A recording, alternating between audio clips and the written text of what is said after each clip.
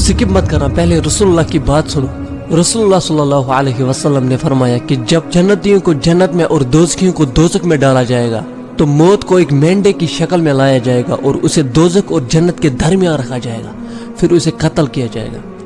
फिर एक ऐलान करने वाला ऐलान करेगा कि जन्नतियों अब मौत नहीं और दोज़खियों अब तुम्हें भी मौत नहीं।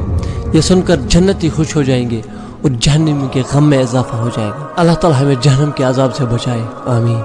आमीन तो हम करते हैं, लेकिन कहीं हमारे करतूत इन लोगों के जैसे न हो। जिस शख्स को उसके नामे अमाल पीठ के पीछे दिया जाएगा, अल्लाह ताला उनसे इतना नाराज होगा कि उनकी तरफ देखेगा भी नहीं, उनकी पीठ के पीछे से बाएं हाथ में नामे अमाल देगा। फसौफ यदउ सबूरा, तो वो बहुत बड़ी हलाकत को पुकारेगा। वयस्ला सईरा, और भड़कती आग में दाखिल होगा। इन्नहु कान फी अहलिही मसरूरा, वो अपने घर वालों में खुश रहता था, हराम की लाइफ गुजारी थी, हराम हलाल की तमीज नहीं की थी। इन्नहु ज़न्न अन लन यहूरा, वो समझता था कि उसे अल्लाह की तरफ वापस नहीं लौटना, उसे अपने करतूतों का हिसाब नहीं देना।